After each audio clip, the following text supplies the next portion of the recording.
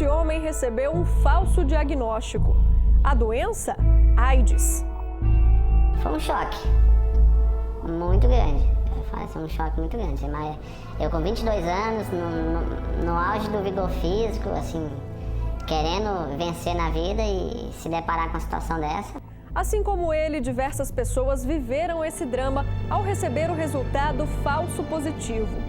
Na Bahia, uma mãe vítima de um diagnóstico errado de HIV não pôde amamentar o filho recém-nascido e foi indenizada.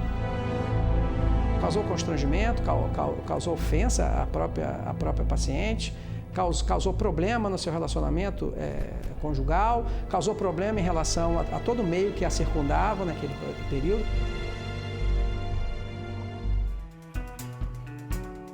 Nos primeiros meses, o convívio entre os pais e o recém-nascido é essencial. Mas essa realidade não foi vivida pelo pequeno Samuel. Ele nasceu, a gente nem viu ele, que ele foi direto já ser entubado. A gente só viu ele depois que um tempo na incubadora. A licença maternidade de Fabiana estava chegando ao fim quando Samuel recebeu alta. Por isso, a mãe decidiu recorrer à justiça para prolongar o benefício. O perigo nas estradas. Em Pernambuco, uma denúncia anônima levou a polícia até 4 assaltantes que roubaram um caminhão dos Correios. Os bandidos foram condenados. Tudo isso e muito mais agora no Via Legal.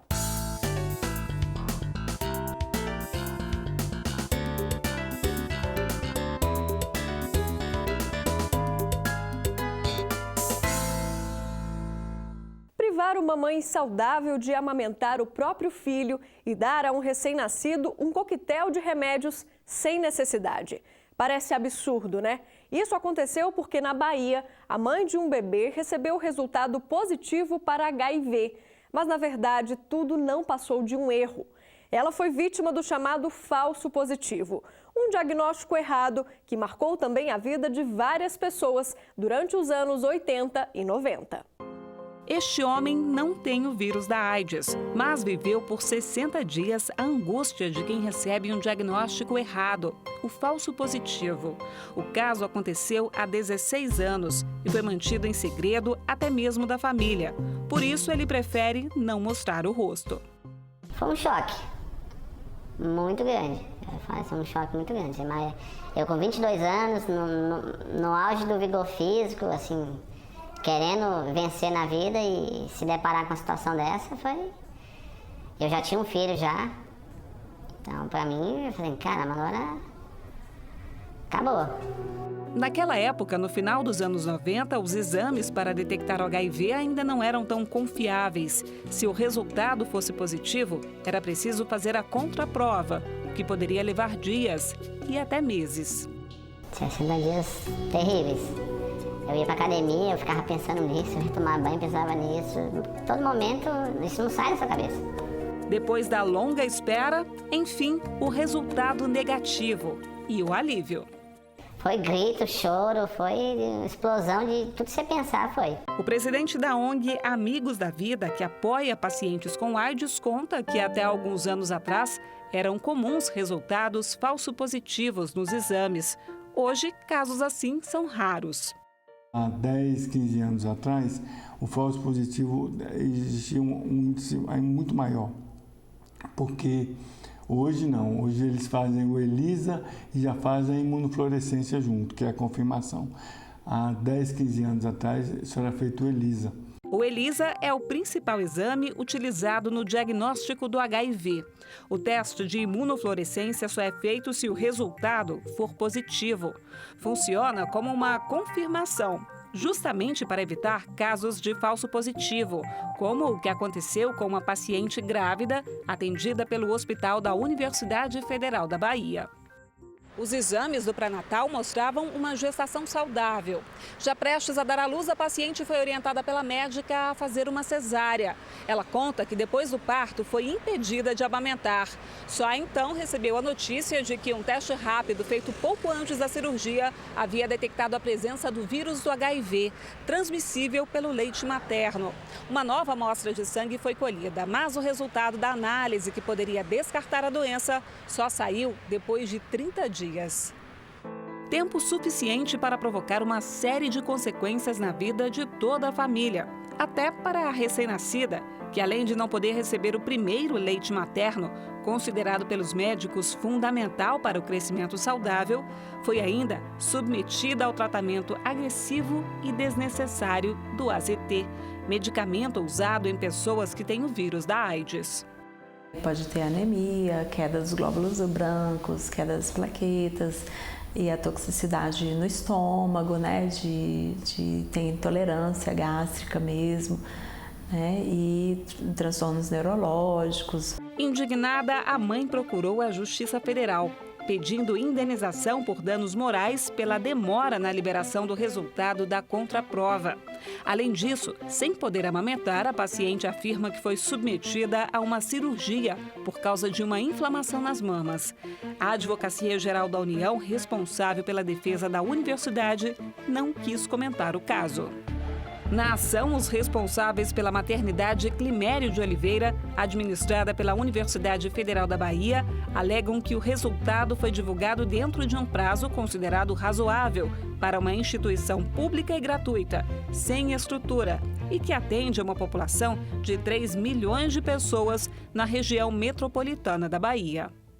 Mas os argumentos não convenceram. A demora na realização do exame foi considerada inaceitável pelos magistrados do Tribunal Regional Federal da Primeira Região. Com isso, a Universidade Federal da Bahia foi condenada a pagar uma indenização no valor de R$50 mil à paciente. O Tribunal Regional Federal ele se baseia exatamente nisso, porque qual é a justificativa de se tirar um sangue e demorar 20 dias para encaminhar o material para o laboratório, que por sua vez ainda demorou 10 dias para realizar o exame?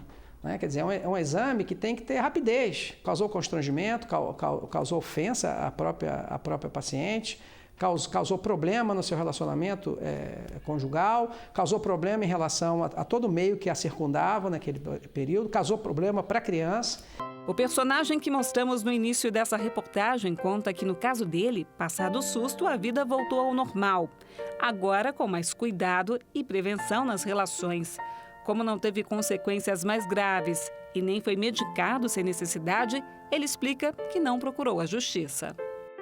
A angústia foi só os 60 dias, mas eu não precisei tomar remédio nenhum.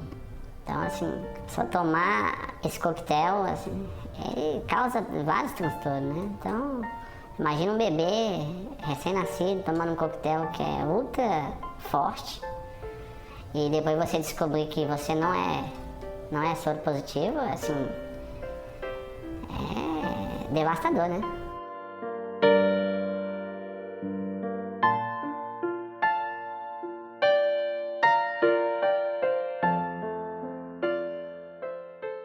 Ainda falando sobre o HIV, a gente relembra agora uma mudança importante que só foi possível depois de várias decisões judiciais.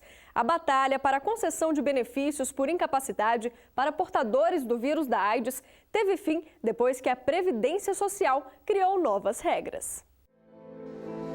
Renato convive com o vírus do HIV há mais de 15 anos. Durante 4 deles, quando a saúde estava mais debilitada, conseguiu receber o auxílio-doença do INSS. O problema surgiu quando ele teve alta. Apesar dos peritos do Instituto garantirem que ele estava apto a voltar ao trabalho, os médicos da empresa não tinham o mesmo entendimento. Resultado, Renato ficou no que os portadores do HIV chamam de limbo. Não recebia nem do Ministério da Previdência Social e nem da empresa que eu trabalhava. A pessoa não tem como se alimentar, a pessoa não tem como pagar a luz. E a Light, as companhias de água vão lá, cortam, né, a ampla, não interessa, né? E não quer saber se tua geladeira, o pouco de alimento que você tem na tua geladeira vai apodrecer, se você tem filho, não querem saber de nada. E ele não foi o único a enfrentar o problema. Durante muito tempo, os portadores do vírus ficaram desamparados por conta da divergência nas avaliações dos peritos. Uma polêmica que gira em torno da contagem de células CD4. Ele é uma célula do grupo das células brancas, chamados leucócitos, que são as células de defesa do organismo. Ele define o grau de deficiência da imunidade. Por quê? O que o HIV faz é justamente faz com que um número muito grande dessas células CD4 morram nessa batalha. Então, o meu soldado está indo para a batalha, o vírus está entrando dentro dessa célula e ela está morrendo. Então, eu vou perdendo essas células em número. Eu perco em número e perco também, em parte, em qualidade da função da célula. Por mais de uma década, a quantidade de CD4 era o critério usado pelo INSS para conceder ou não benefício. Mas nem sempre quem tem uma grande quantidade dessas células está saudável. Você tem que ver como um todo, se aquela pessoa já teve várias infecções oportunistas ou se nunca teve, se ela sempre esteve bem, obrigada, ou se ela já está mal. Depois de muitas reclamações e disputas judiciais, o INSS decidiu mudar as regras. O resultado foi um manual de procedimentos para orientar a concessão de benefícios previdenciários por incapacidade. É difícil um protocolo atender todos, né? Então deve haver falhas. Mas se havia um limbo, ele era muito grande e hoje ele é menor. E o INSS está atento para que esse limbo seja cada vez mais mitigado e que a gente possa chegar realmente a cobrir todos.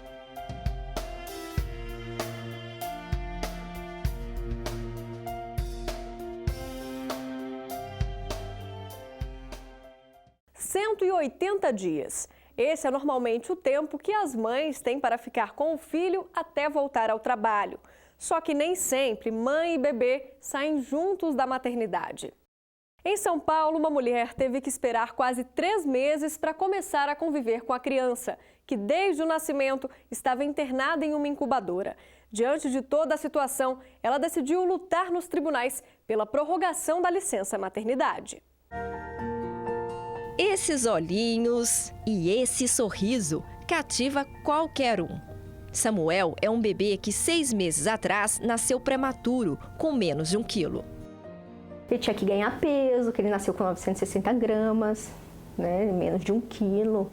Então, e os médicos só liberam da UTI com 2 quilos no mínimo, né? Então, até ele adquirir, né, chegar a esses 2 quilos foi 2 meses e meio, praticamente.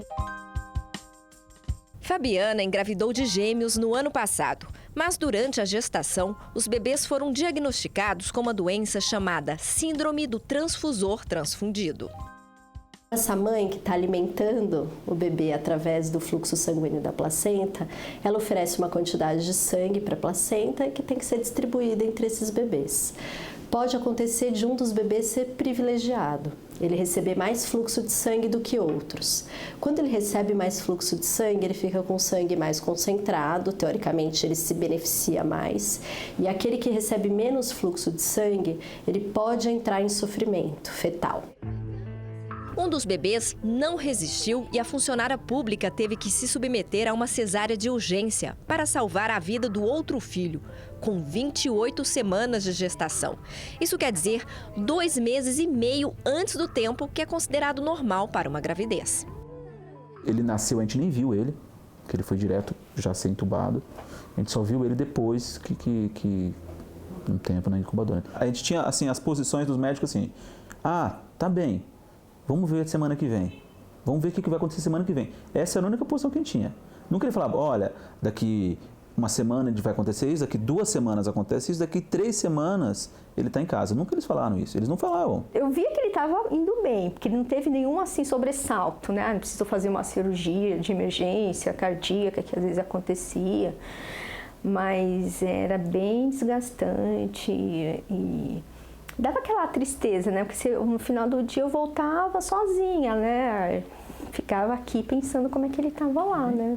Samuel ficou internado durante 77 dias no hospital para receber tratamento médico. Assim que teve alta, já havia passado mais da metade da licença maternidade de Fabiana. E para compensar o tempo que ficou longe do filho, ela decidiu recorrer à justiça e pedir a prorrogação da licença.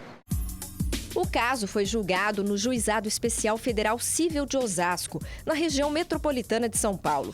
Segundo este juiz, que analisou o processo, a convivência entre mãe e filho foi prejudicada pelo tempo que a criança ficou internada e, por isso, considerou uma situação excepcional. Eu entendi que estava justificada a prorrogação pelo tempo em que a criança ficou na UTI, tá? Mas é um caso muito excepcional mesmo. Eu entendo que se as circunstâncias fossem outras, uma internação por um período curto, né, não haveria necessidade de prorrogar a licença maternidade, né, porque 180 dias é um prazo bem razoável, previsto em lei, e acredito que uma convivência prejudicada por poucos dias não redundaria necessariamente numa prorrogação. Além da necessidade da convivência, a criança prematura requer uma atenção especial da mãe nos primeiros meses de vida. Eu não posso comparar um bebê de 28 semanas, que tem 3 dias de vida, ou seja, 28 semanas e 3 dias de gestação, com um bebê que nasceu com 40 semanas e agora tem 3 dias de vida. São outros pacientes, são bebês muito diferentes. Então, não é improvável que a mãe também se sinta assim. É como se o bebê quase que não tivesse nascido, ele não está pronto. Tem uma série de aspectos nele que ainda não estão prontos. E aí ela precisa desse tempo de desenvolvimento para entender que esse bebê agora é um recém-nascido, embora ele já tenha nascido há 2 meses. Eita, Samuel! Samuel vai falar também. Vai falar? Apesar de ter 6 meses, Samuel tem o peso de uma criança de 3. Mas já está esperto e cheio de vida. Acompanha tudo, até quando o pai dele também está dando entrevista. A licença maternidade é para a mãe acompanhar o filho, ter o contato com o filho. Se não teve, né, no momento que ele nasceu, tem que ser permitido depois, porque se você tira isso, o maior prejudicado é a criança, não é verdade? Pronto, tá sequinho. Já estava me preparando para voltar para o trabalho com o coração partido. Mas graças a Deus deu certo e eu vou, né, com ele até dezembro praticamente. E aí eu vou voltar mais tranquila, realmente.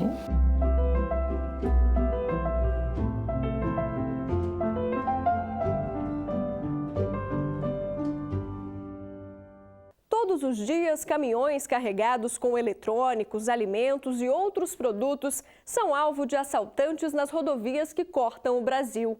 Em Pernambuco, criminosos planejaram o roubo a um caminhão dos Correios. Eles só não contavam com a denúncia anônima de um motorista que, durante a fuga dos bandidos, desconfiou do comportamento deles e avisou a polícia. Alessandro Moura conta essa história. Pelas estradas, o risco é constante. O medo faz companhia a cada parada.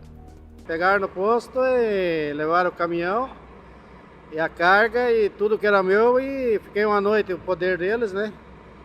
E me liberaram o caminhão até hoje, nem a carga não foi encontrada. Quando a noite chega, os perigos aumentam. Esse caminhoneiro conta que trazia uma carga de azeite de São Paulo quando foi abordado por assaltantes no Recife. Estava no posto, na beira do posto, estava muito cheio o posto, postei antes de entrar no posto ali, o cara já pendurou na janela e já queria levar o caminhão, só que tinha rastreador, aí não levou, mas levou minha carteira, levou o celular e ele queria a carga, né? Só que com rastreamento ele não ficou com medo de levar e o caminhão bloquear. Além do monitoramento do veículo, os caminhoneiros buscam outras alternativas para evitar a abordagem de assaltantes. Realmente a gente tem que escolher o local que deve rodar e a hora que deve rodar. Quando é uma carga que é de interesse deles, eles realmente ficam com a carga. E a gente também corre risco, né? Não é toda vez que a gente tem a sorte de ser roubado e sair com vida. E os números assustam. Só no ano passado foram registrados cerca de 20 mil ocorrências de roubo de carga no Brasil, um crescimento de 10% em relação a 2014. O Sudeste concentrou mais de 85% dos casos. Entre os produtos mais visados pelos assaltantes estão alimentos, cigarros, eletroeletrônicos, e bebidas. A carga transportada pelos caminhões dos Correios também tem atraído a atenção de bandidos. Um dos motivos é a quantidade de produtos eletrônicos. É visado, porque vem muita coisa de aqueles produtos que compra pela internet, é entregue pelo correio, né? Então, quer dizer, tem celular, máquina fotográfica, notebooks. Foi de olho nessas mercadorias que uma quadrilha planejou durante 10 dias o roubo a um caminhão do Sedex que transportava produtos eletrônicos. A abordagem foi feita na BR-232, a 64 quilômetros do Recife. O motorista ficou sob o poder dos criminosos por mais de 3 horas e só foi liberado aqui na BR-101, no município de Igaraçu. O motorista do caminhão ele ficou em estado de choque quando ele foi deixado na BR-101, na Onda Norte.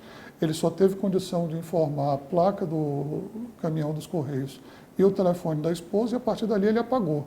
Ele foi levado para uma UPA e só acordou no dia seguinte e lembrava da abordagem dos criminosos, mas não lembrava de mais nada do que tinha acontecido a partir do momento em que ele tinha sido deixado ali. Segundo a Polícia Federal, que conduziu as investigações, uma mulher desconfiou ao ver o caminhão do Sedex sendo seguido por 2 carros e fez uma denúncia anônima. A prisão aconteceu quando os PMs receberam a ocorrência lá no município de Pombos, interceptaram o caminhão, houve até a colocação por parte desses criminosos do caminhão quase para o matagal e nessa ocasião foi prendido um desses assaltantes. Foi através da prisão desse assaltante que quando o caso foi trazido para a Polícia Federal, que nós começamos a investigação e identificamos e desarticulamos toda a quadrilha restante. Eude Alexandre Alves, que dirigiu o caminhão, foi o primeiro a ser preso. Nilson Ferreira Gonçalves, que recebia as informações sobre o monitoramento do transporte, também acabou atrás das grades. Foram detidos ainda mais 2 comparsas que ajudaram no crime: Jonathan Alif Ribeiro de Andrade e Tiago Roberto da Silva Ferreira. O grande problema nessas investigações é, primeiro, a identificação desses criminosos. Depois que se identifica, aí fica fácil solicitar os mandados de prisão preventiva à Justiça, a fim de que a gente possa localizá-los e cumprir com essas prisões. Na Justiça Federal, os réus foram condenados a penas que vão de 6 a mais de 10 anos de prisão. A sentença deve ser cumprida em regime semiaberto, com exceção de Nilson Ferreira Gonçalves, que foi condenado a cumprir a pena em regime fechado. Ele já havia sido preso por porte ilegal de arma. Além disso, foi determinado o pagamento de uma multa pelos réus.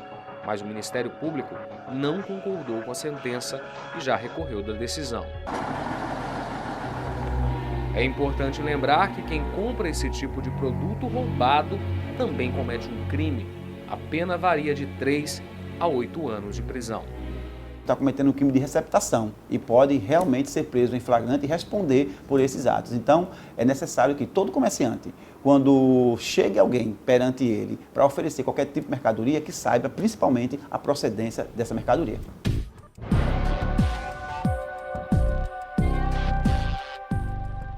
Todo começo de mês é a mesma história. O salário cai na conta e a fila nos bancos dá voltas e mais voltas. Em Porto Alegre, nesses dias de grande movimento, o tempo de espera não pode superar 20 minutos. Mas teve uma instituição que desrespeitou a lei e acabou sendo multada. Quem conta é o repórter Marcelo Magalhães.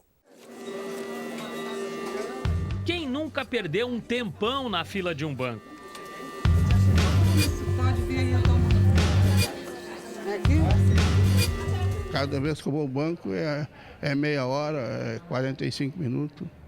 Relativo, né? Sempre 30 minutos, às vezes até mais. É demorado? É muito demorado. No Brasil, não há lei federal com aplicação em todo o país que regulamente o tempo de espera em filas de banco. Cada município tem legislação própria. Aqui em Porto Alegre, por exemplo, desde 2010, o tempo máximo previsto por lei municipal é de 15 minutos. Base de 20 minutos que eles prometem, a gente fica muito mais. E mesmo que a tecnologia tenha diminuído o problema, muitos clientes ainda resistem ao computador e têm dificuldade em utilizar caixas eletrônicos. Além disso, em alguns casos, só é possível fazer movimentações e pagamentos na boca do caixa. E nessa hora, o jeito é esperar. Até meia hora eu já fiquei naquela parte dos idosos ali do preferencial. Foi justamente por desrespeitar a lei municipal, que prevê tempo de espera de 15 minutos em dias normais e 20 minutos na véspera de feriados prolongados, que um banco foi multado pela Prefeitura de Porto Alegre. A infração, no valor de R$ 12.400, foi imposta à Caixa Econômica após várias reclamações registradas no PROCON. Este processo foi o conglomerado de várias multas aplicadas pelo PROCON municipal a essa instituição financeira, que à época não reconhecia a legalidade do agir do Poder Público Municipal, justamente por entender que a legislação seria inconstitucional. Na tentativa de anular a cobrança, a Caixa Econômica entrou com uma ação judicial e alegou que a lei é inconstitucional, posição que também é defendida pela Associação dos Bancos do Rio Grande do Sul. Cada município for legislar em matéria bancária, são mais de 5 mil municípios no Brasil, nós vamos ter mais de 5 mil legislações completamente esparsas, vai ser o tumulto, entendeu? Por isso que, em matéria de segurança, cabe à Polícia Federal e à União estabelecer o regramento. E se entendia que, em relação às normas bancárias, caberia ao Banco Central estabelecer o regramento. Mas, para a desembargadora federal que atuou no caso, o município tem sim competência para legislar sobre o tema e confirmou a multa por descumprimento do tempo máximo de espera. O assunto, como eu já dissesse, não é novo, filas em banco, excesso de tempo em fila em banco. E essa matéria já foi decidida pelo Supremo Tribunal Federal, existem inúmeros precedentes que dizem que esse aspecto ele diz respeito ao direito do consumidor, né? E assim foi decidido, né? Não há inconstitucionalidade alguma. Tratava-se, no caso concreto, já da execução da multa, né? A multa já aplicada há mais tempo, que estava já em execução. A Caixa Econômica informou que não irá recorrer e que já adotou medidas para solucionar o problema. Para o cliente, a dica é ter uma boa dose de paciência na hora de ir a um banco. O cliente é quem paga o banco, né? Então, infelizmente, é uma falta de vergonha, de descaso que faz com a gente.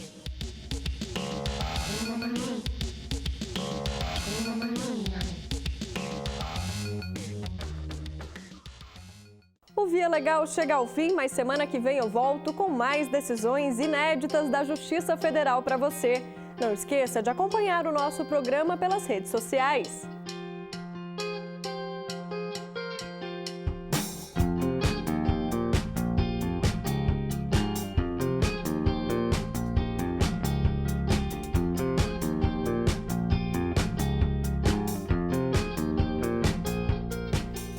Compartilhe e deixe sua opinião por lá.